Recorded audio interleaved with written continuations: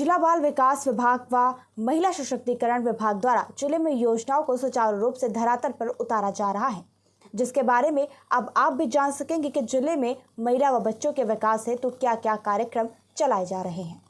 आज खास बातचीत में जिला कार्यक्रम अधिकारी संदीप कुमार ने जिले में चल रही महिलाओं व बाल विकास के कार्यों के बारे में बताया। साथ ही उनके द्वारा जिले में हर गांव तक आज इन योजनाओं का लाभ ग्रामीण लोगों को मिल पा रहा है। आपको बता दें कि जुलाई 2019 में संदीप कुमार ने जब से पदभार संभाला है तब से जिले में इन योजनाओं का लाभ उचित समय से लोगों को मिल पा रहा है। वहीं संदीप कुमार अभी तक के सबसे सफल ऑफिसर बताए जा रहे हैं और आपको हम दिखा रहे हैं सूचना इंडिया से। सर, हमारा आपसे क्वेश्चन है सर, वर्तमान समय में एक जिला कार्यक्रम अधिकारी के तहत किन किन दायित्वों का निर्वहन आप जिले में कर रहे हैं सर? देखिए, हमारे विभाग का नाम महिला सशक्तिकरण एवं बाल विकास विभाग है और हम लोग मुख्य रूप से महिलाओं और बच्चों के लिए काम करते हैं।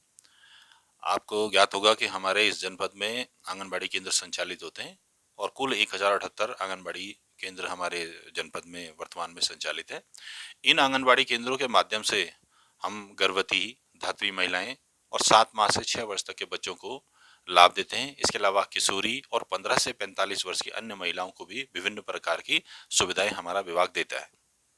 तो बहुत अच्छी बात आपने बताई कि किशोरियों के लिए आपका विभाग कार्य करता है, बच्चों के विकास के लिए कार्य करता है, और विशेष रूप से जब बात आती है सर महिला सशक्तिकरण की, और आज हम देखते हैं कि काफी सारे प्रोग्राम्स ऑर्गेनाइज किए जाते हैं महिलाओं की सशक्तिकरण हेतु। तो सर, वर्तमान समय में और वो कौन सी योजनाएं हैं जिससे हमारी पहाड़ की महिलाएं सशक्त हो सके सर?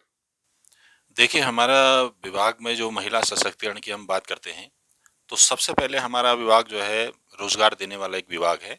जैसे मैं इस जनपद की बात करूं तो हमारे 1802 महिलाएं विभाग में काम करती हैं जो मानदेय आधारित सेवा में है। इसके अलावा हमारे अन्य स्टाफ को लेकर लगभग 1860 लोग काम करते हैं। तो एक तो रोजगार की बात हो गई। इसके अतिरिक्त हम 2 प्रकार से हम लोग काम करते हैं, एक महिलाओं के विकास के लिए और दूसरा उनके संरक्षण के लिए काम करते हैं। तो महिलाओं के विकास की जहां तक बात आती है तो सबसे पहले हमारी जो योजना चलती है प्रधानमंत्री मातृ वंदना योजना है। इस योजना के अंतर्गत हम क्या करते हैं कि पहली बार गर्भवती महिला जो होती है उनको 5,000 रुपए की आर्थिक सहायता दी जाती है। भारत सरकार की योजना है। ये योजना के अंतर्गत जो है 3 किस्तों में टोटल 5,000 की धनराशि लाभार्थी को दी जाती है। इसके अतिरिक्त हमारे अस्पतालों में जिन बालिकाओं का जन्म होता है उनको वैष्णवी किट वितरित की जाती है। वैष्णवी किट में विभिन्न प्रकार की सामग्री होती हैं, जैसे जब बच्चा जन्म लेता है तो वस्त्र और कुछ पोषक आहार वगैरह ये सब चीज़ें, उसके अंदर डाइपर वगैरह, नैपकिन और बच्चे के बेबी टॉवल वगैरह सब उसमें होते हैं। वैष्णवी किट में वो वितरित दिए जाते हैं बालिकाओं को। महालक्ष्मी किट दी जाती है, लगभग 3,500 रुपये की एक किट है जिसमें ड्राई फ्रूट्स वगैरह होते हैं। तो जच्चा और बच्चा दोनों के लिए, बालिका के लिए भी और बालिका की माता को संरक्षित करने के लिए, उनका पौष्टिक आहार का स्तर बढ़ाने के लिए माँ लक्ष्मी किट वितरित की जाती है। इसके अतिरिक्त आपने देखा होगा नंदा गौरा योजना एक योजना है। इस योजना के परिवार की 2 बालिकाओं पर 11,000 रुपए की धनराशि प्रति बालिका के हिसाब से हमारा विभाग देता है। बालिका के अभिभावक की आय 6,000 रुपये मासिक से अधिक नहीं होनी चाहिए। इस योजना का उद्देश्य ये है कि बालिका को सर्वाइवल के लिए एक अच्छा अवसर प्रदान किया जा सके और उसके अभिभावक को थोड़ा सा सपोर्ट किया जा सके। जी। इसी प्रकार नंदा गौरा योजना के अंतर्गत जब बालिका 12वीं उत्तीर्ण करती है तो 12 उत्तीर्ण करने के बाद बालिका को 51,000 रुपये की धनराशि दी जाती है। वही 6,000 रुपये मासिक इनकम होनी चाहिए अभिभावक की। तो हम लोग उसमें 51,000 की धनराशि देते हैं। आपको बता दूं मैं कि वर्तमान गत वित्तीय वर्ष 2021-22 में हमने टोटल 2,200 बालिकाओं को 51,000 रुपये की धनराशि के लिए प्रस्ताव भेजा है निदेशालय को। बजट नहीं था इसलिए अभी तक भुगतान नहीं हुआ, लेकिन मुझे लगता है कि 2-3 महीने में सभी बालिकाओं को, प्रत्येक बालिका को 51,000 की धनराशि जो है प्राप्त हो जाएगी।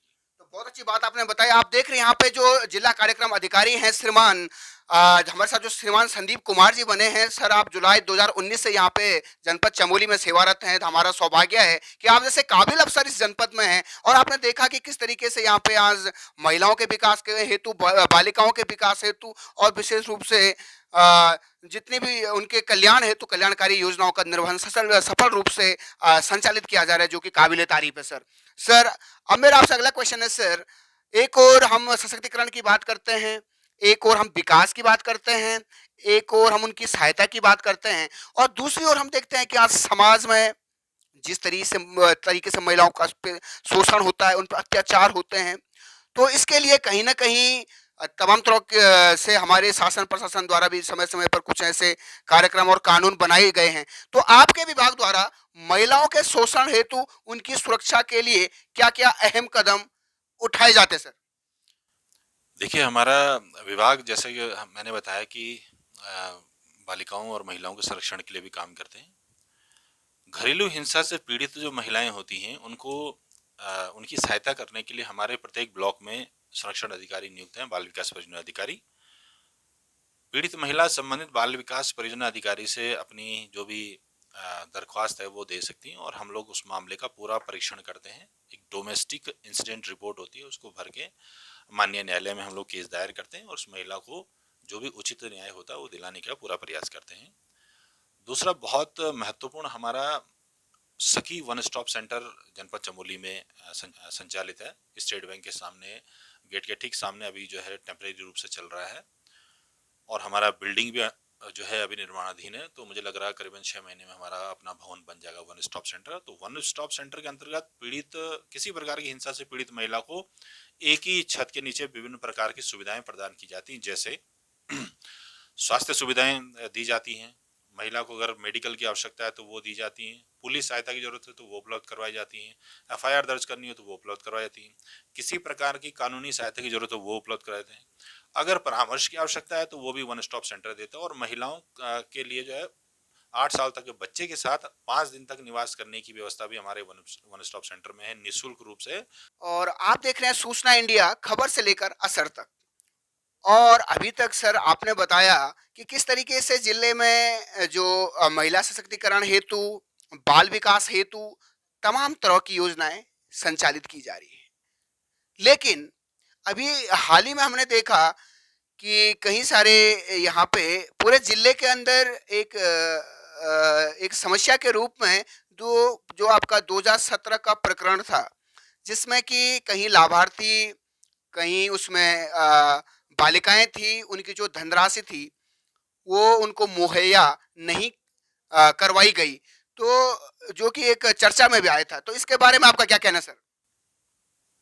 देखिए, जो वर्ष 2017 का जो आप मामला बता रहे हैं, मैं इसके बारे में आपको थोड़ा सा बता दूं कि हमारे विभाग में नंदा गौरव योजना 1 जुलाई सन 2017 से संचालित हुई है और हमारे विभाग के लिए कट ऑफ डेट जो है 1 जुलाई 2017 है। उससे पूर्व के जो प्रकरण हैं वो गौरव देवी कन्या योजना समाज कल्याण विभाग के थे और लगभग 1600 आवेदन पत्र संबंधित विभाग से हमारे पास आए थे।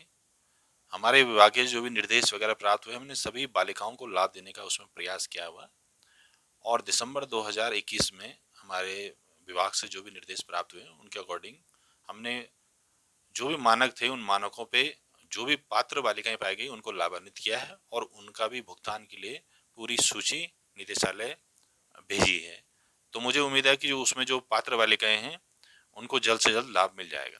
जी जी, तो बहुत बहुत धन्यवाद सर आपका। आपने बताया कि किस तरीके से 2017 में जो लोग छूट गए थे, जो बालिकाएं अपने अधिकारों से छूट गई, तो उनको भी निश्चित रूप से आपका विभाग एक लोकहित कल्याणकारी के रूप में कार्य कर रहा है, तो जो कि काबिले तारीफ है। सर, मेरा आपसे अगला क्वेश्चन है सर कि हम देख रहे हैं जिले में एक काफी महिलाओं का एक सम्मान चर्चा में रहा है, तिलू रौतेली पुरस्कार।